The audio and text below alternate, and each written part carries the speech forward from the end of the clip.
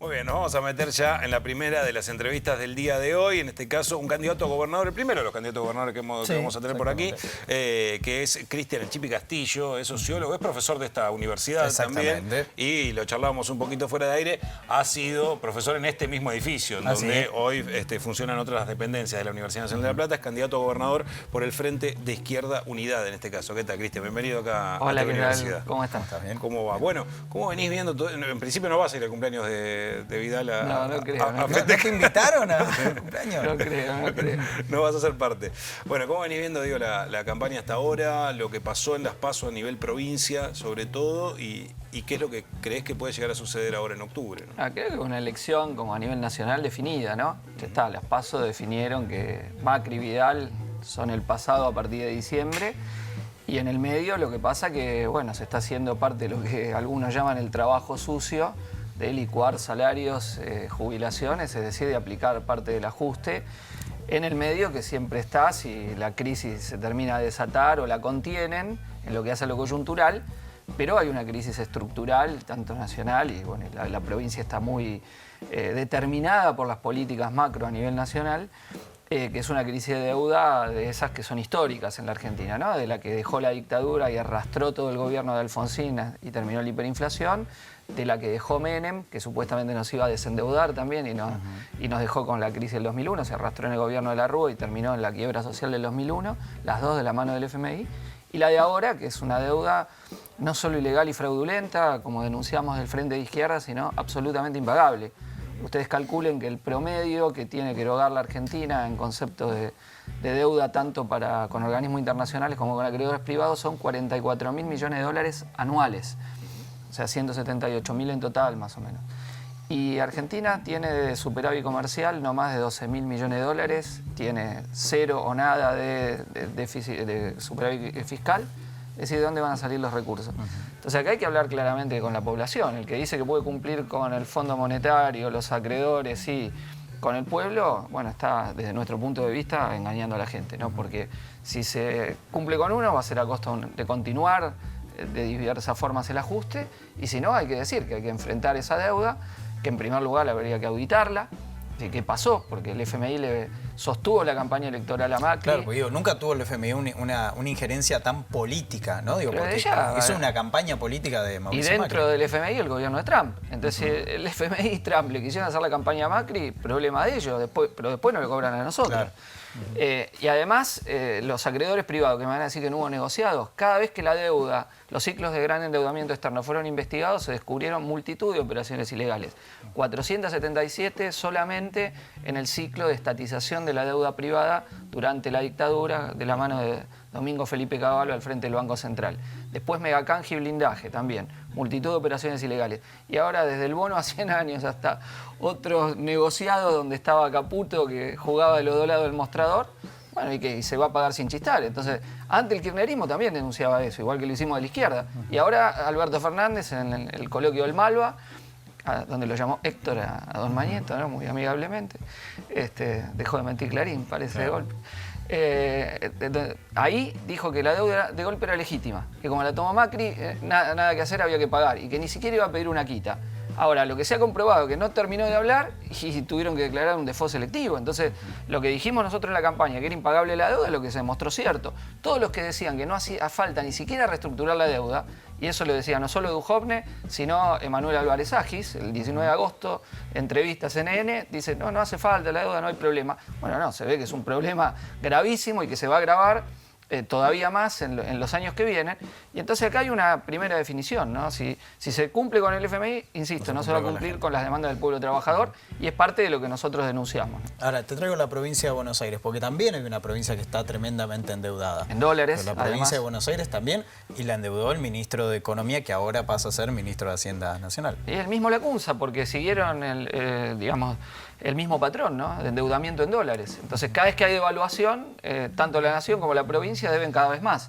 Claro. Estábamos antes de esta última devaluación en un 60% de las exportaciones de la provincia, la deuda que saltó del 40 al 60 con Vidal y Lacunza. Bueno, es una cifra enorme, ¿no? En una provincia que está desfinanciada, porque María Eugenia Vidal hizo mucha laraca de que iba a conseguir el fondo del conurbano y después se le devaluó y chau, se anuló el propio efecto. Entonces, una provincia que cuenta con menos recursos de los que debería y que está viviendo una crisis muy grande en lo que hace al aumento de la cantidad de pobres, en la caída del poder de compra del salario, la crisis de los salarios docentes y de la educación pública en su conjunto. Ustedes calculen que en la ola invernal tuvimos 700 escuelas sin gas.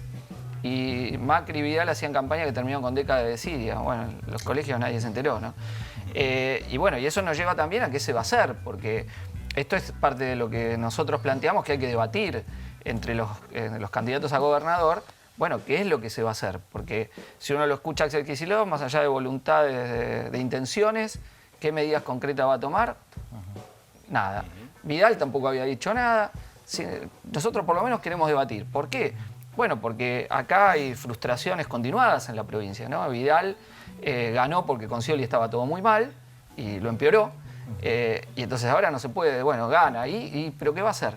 Por ejemplo, desde hace años que arrastramos la crisis de la educación pública. El presupuesto provincial, lo destinado a educación, cayó del 31% en 2003, 31%, a 23%. Bueno, eso te explica por qué la crisis de la infraestructura escolar, que les costó la vida a Sandro y Rubén Moreno, por qué los bajos salarios docentes, por qué el fraude laboral que hace el Estado provincial con el salario docente, en que le respecta a él, y que te pagan una parte del salario en negro. Claro. O sea, vos solo se te contabiliza en el básico, lo que va para aguinaldo, para vacaciones, para tu jubilación, una parte muy parcial, a veces el 40, a veces el 30, a veces el 50, pero todo el resto no. O sea, fraude laboral que hace el Estado directamente, como lo hace el Estado provincial y como lo hacen las distintas municipalidades, contratando en forma engañosa a un montón de trabajadores, ¿no? Que tendrían que estar en planta. Entonces, ¿qué se va a hacer con los salarios en el sector público? ¿Se va a seguir esto de que cada municipalidad paga lo que quiere? Y vos tenés sueldos de 9.000 pesos en algunas municipales hasta 25 o 30.000 en otros casos. Bueno, esa disparidad, cuando yo estaba diputado, los intendentes de los distintos signos bloquearon que haya un piso que haya que pagarle a todos los municipales. ¿Y cómo puede vivir un municipal? Cobra menos que la mínima de un jubilado, en muchos casos. Bueno, imposible. Ahora, muchos intendentes en los últimos días hablaron de decretar la emergencia alimentaria. Bueno, eso yo estoy de acuerdo, tiene que decretarse la emergencia alimentaria porque hay una situación en los barrios que en algunos casos es imposible, ¿no? Ustedes calculen que el servicio alimentario escolar, digamos, da raciones para la mitad de los pibes que la requieren. Sí. La otra mitad nada. Y lo que da son 27 pesos por alumno. Que está devaluadísimo, digamos, ¿no? A esta altura. Es nada. Entonces, acá es evidente, hay que dar partidas para... Lo primero es el hambre, ¿no? Lo primero es el hambre. Un hambre que te explica por qué hay tantos pibes en situación de pobreza, ¿no? Se calcula que la mitad... Un tercio está mal alimentado, según el último informe de la UCA. Mal alimentado en la Argentina, digamos. Esto es una suerte de milagro que ha hecho el capitalismo argentino, que es producir hambre en un país que puede alimentar a toda América Latina, ¿no? Bueno, eso hay que efectivamente revertirlo. Y otro grave problema de la provincia es la vivienda. Hemos naturalizado que 1,5 millones de familias tienen que vivir en condiciones absolutamente precarias. Sí, al borde de arroyos y de lugares inundables. Y lagos contaminados, claro. y a veces en casas que son de cajones de manzana con una bolsa de residuos de ventana. Bueno, y así vive una parte muy grande de la población, y el Gran La Plata. Bueno, acá hemos analizado también que se ha incrementado incluso la cantidad de gente que hoy por hoy está en la calle, ¿no? Viviendo en la calle. Tuvimos muertos en la ola invernal, ¿no? Claro. Pero insisto, el problema de la vivienda, esto hay que explicarlo porque constitucionalmente es un derecho. O sea, el Estado tiene que garantizar el acceso a una vivienda digna a todo habitante de este país. Y bueno, y esto se viene negando año tras año. Y por el otro lado crecen los emprendimientos de los barrios privados, los country, que ocupan ya 2 ciudades de Buenos Aires en lo que hace a lo que, digamos, en el Gran Buenos Aires, lo que hay de territorio ocupado, ¿no? Por estos emprendimientos urbanos. Y entonces, claro, después no te queda a dónde ir. Y quien está en una situación más vulnerable termina, como bien decías, a la vera de un lago, de un arroyo, de un río, en general contaminado, los pibes viviendo así. Y después se extrañan de que las estadísticas de educación den mal.